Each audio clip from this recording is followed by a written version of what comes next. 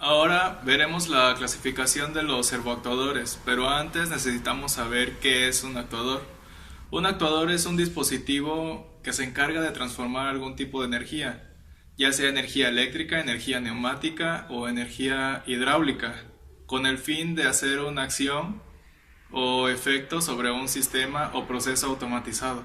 Una vez teniendo en cuenta qué es un actuador, proseguimos con la parte de servoactuador. La palabra servo se antepone cuando existe una retroalimentación de parte del sistema sobre la acción del actuador para controlar su velocidad y movimiento. Una vez visto qué es un servoactuador, podemos continuar hacia la clasificación de estos.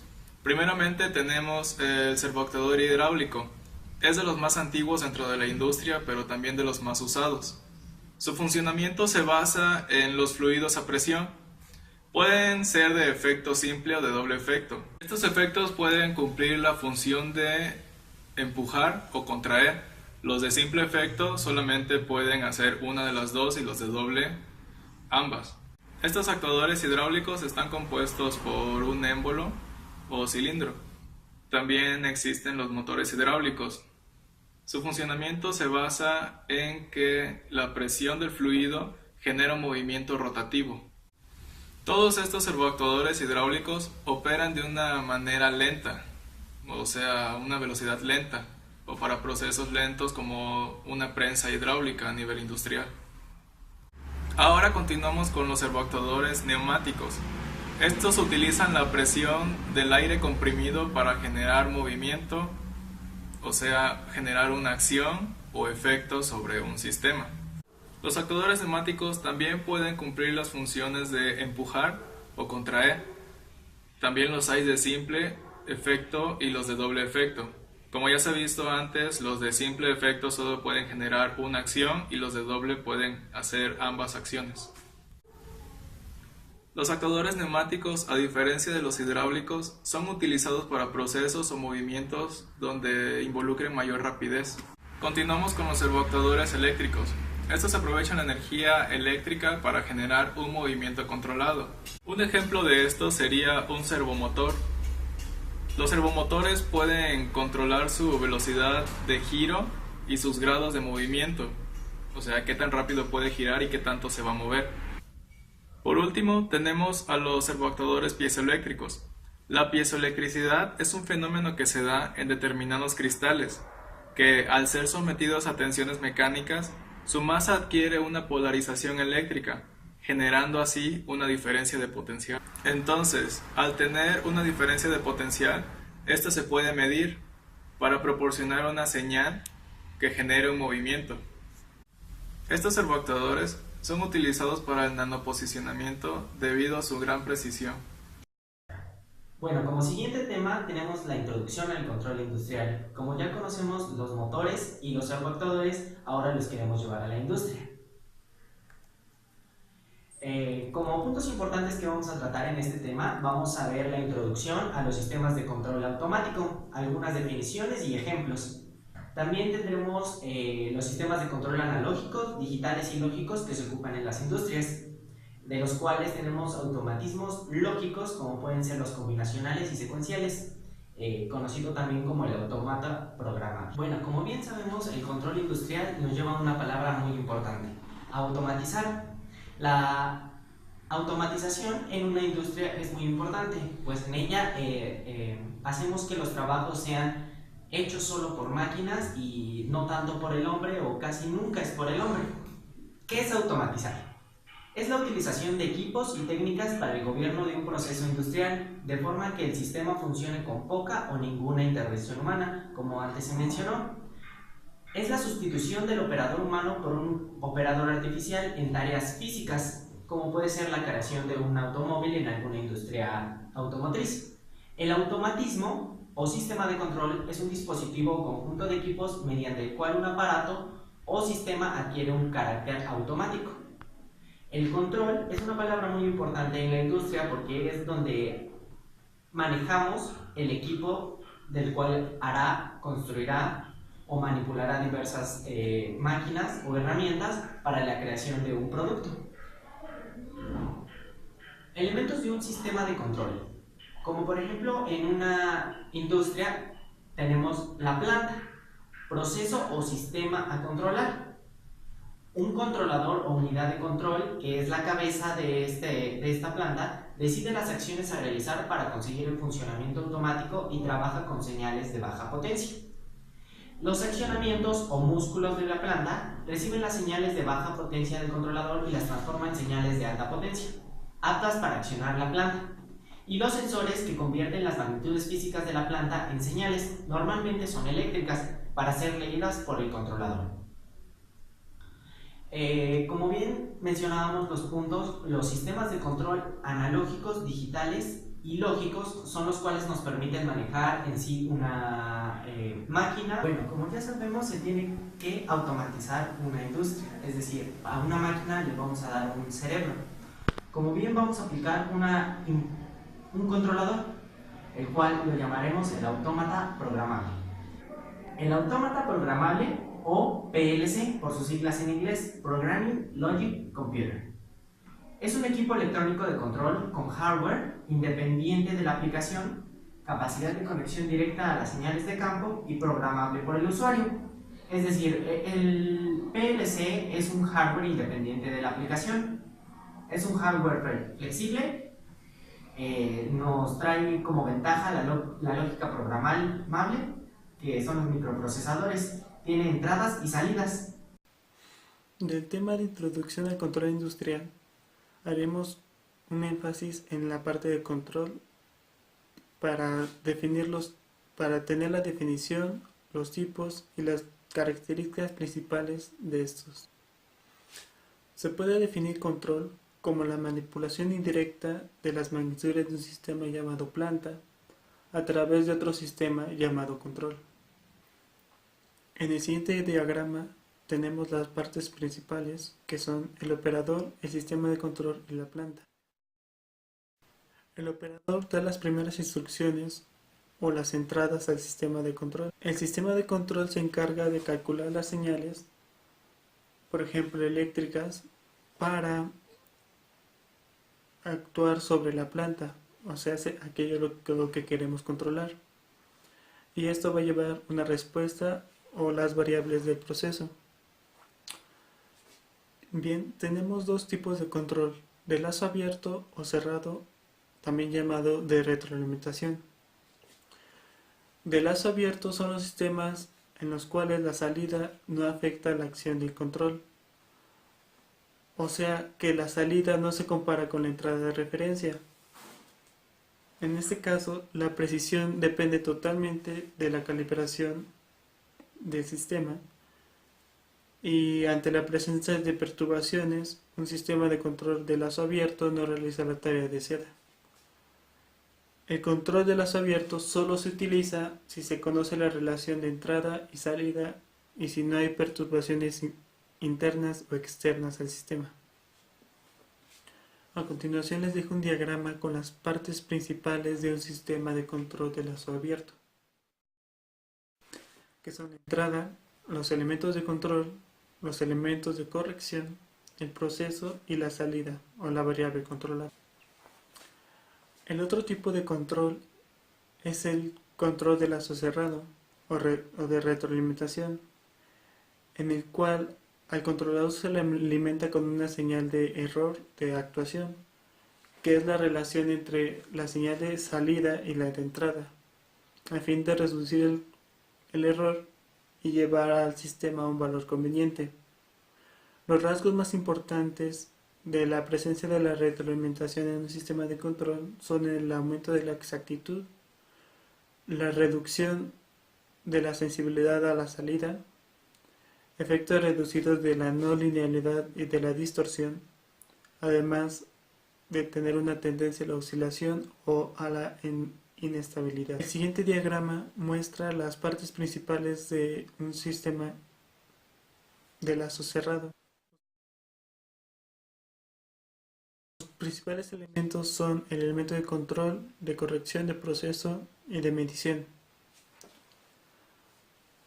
Cuando tenemos una entrada, va al elemento de control, de ese al corrección y al proceso. De ahí ya tenemos una salida. Pero esto se retroalimenta teniendo un elemento de medición en el cual se compara con la entrada a la que le dimos previamente. Y esto le da una corrección al sistema. Partiendo de la definición, podemos clasificarlos también como el tipo de planta o el tipo de variable a controlar, ya sean variables continuas o discretas, que puede ser temperatura, presión, velocidad en el caso de variables continuas o analógicas. Son convertidores de potencia. Un convertidor es un sistema o un equipo electrónico que tiene por objetivo la conversión de energía eléctrica entre dos formatos diferentes. Por ejemplo, obtener corriente continua a partir de corriente alterna. El concepto inicial de convertidor puede extenderse para incluir aspectos como eficiencia, reversibilidad, grado de idealidad, fiabilidad, volumen o tecnología, por citar las más importantes. Existen tipos de convertidores. Los convertidores pueden clasificarse según diferentes criterios. Uno de los más comunes utilizados es agruparlos según el formato de las energías de entrada y salida. Y según ese criterio pueden establecerse 4 grandes grupos. Convertidores de corriente alterna a corriente continua o rectificadores. Este tipo de convertidores transforman corriente alterna monofásica a trifásica en continua desde el punto de vista de los accionamientos. Presentan una importancia fundamental, ya que se utilizan de forma general en las máquinas siguientes: para máquinas de corriente continua, máquinas asíncronas y motores especiales. Son los convertidores de corriente continua a corriente continua.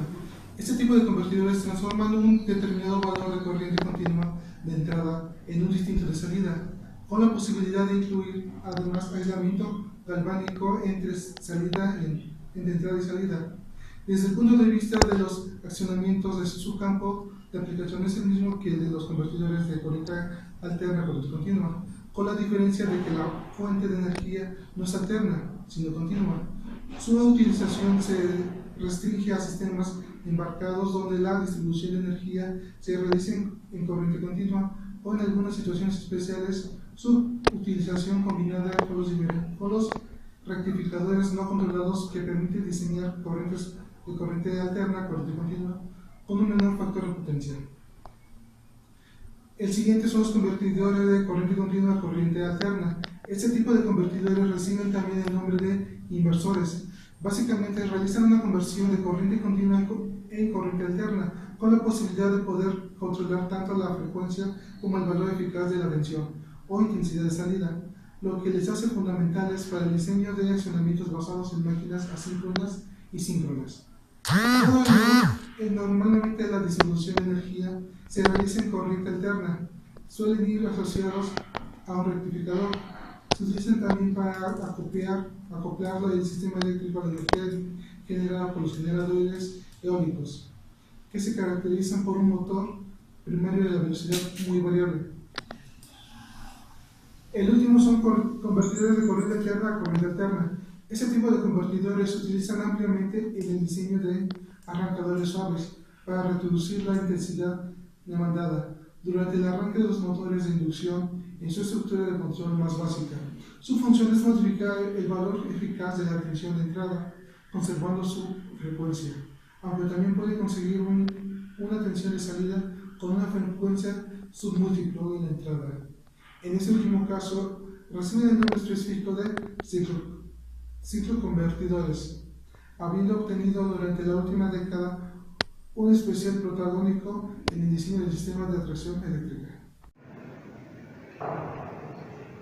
Bueno, anteriormente se ha mencionado la definición de convertidores de potencia, así como su clasificación. En este momento yo les presento dos empresas importantes en la industria que realizan convertidores de potencia, así como los diferentes convertidores de potencia que estas empresas fabrican. Una de ellas es InkDrive. Esta empresa es una familia que realiza convertidores de potencia de baja y mediana tensión, basados en un diseño modular que permiten abarcar una amplia gama de potencia y tensiones, mientras su estructura lo hace fácil para su uso, y estos convertidores de potencia tienen la característica que su costo de mantenimiento es bajo. Estos convertidores de potencia van desde lo que es 200 kilovoltios a 44.000 kilovoltios y tensiones de 400 volts a 6.6 kilovolts. Son equipos robustos, fiables y duraderos. Estos convertidores de potencia están diseñados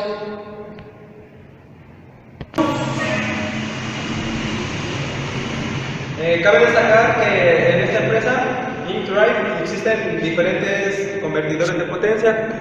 Estos convertidores de potencia están diseñados para aplicaciones tanto monomotóricas como con múltiples motores, pudiendo trabajar con motores síncronos o asíncronos, así como con motores de imanes permanentes. La gama de variadores de frecuencia que nos presenta InkDrive es ampliamente robusta. Es apta tanto para su funcionamiento en 4 cuadrantes de recuperación de energía como para aplicaciones sin recuperación de energía. La incorporación de control a través de fibra óptica, que es una inclusión nueva que ha hecho esta empresa, es para toda gama de convertidores, conjuntamente con el uso de semiconductores. Tiene como resultado equipos tecnológicamente avanzados, altamente eficientes y con una interfaz seguro, flexible y fácil de uso. Bueno, así como la empresa InkDrive produce convertidores de potencia, tenemos otra empresa que de igual manera produce dichos artefactos. Una de ellas es RS.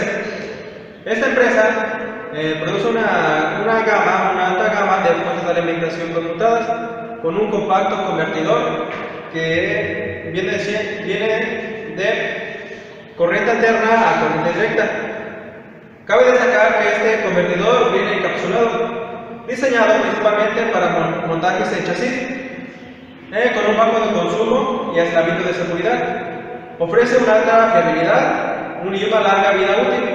Los niveles de eficiencia de estos convertidores de potencia llegan hasta el 87% y dispone de una alta variedad de transiciones tanto de entrada como de salida, y potencias con unidades de 15, 25, 40, 60 watts.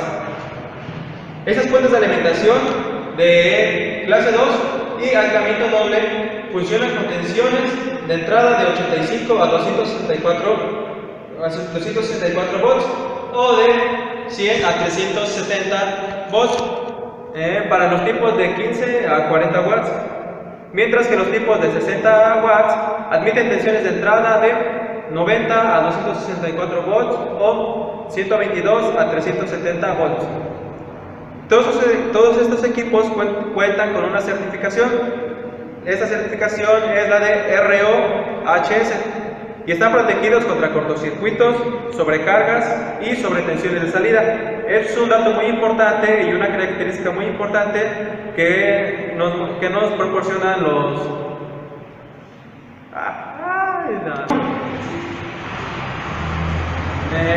Cabe mencionar que estos convertidores de potencia tienen una certificación, la certificación RoHS. Esta certificación, por sus siglas, son protegidos contra cortocircuitos, sobrecargas y sobretensiones de salida. Además, tiene la característica esencial de contar con certificaciones con la norma ISE EN 6400 y también la norma EN 6950. ¿Qué significa esto? Que se puede utilizar tanto en lugares donde haya peligro de interferencias electromagnéticas. Una gama que también nos muestra RS consta de fuentes de alimentación conmutadas, encapsuladas para un montaje en PVC y autorizadas para su uso. Estos equipos admiten de 5, 15 y 25 watts de potencia, con eficiencias de hasta un 89% y un bajo consumo de energía en espera. Esto significa que estos convertidores de potencia tienen 0.1 watts en energía de espera. Estas fuentes de alimentación de clase 2 y aislamiento pueden funcionar con tensiones de entrada de 85 a 274 volts o de 100 a 370 volts. Estos convertidores están pensados fundamentalmente para aplicaciones médicas,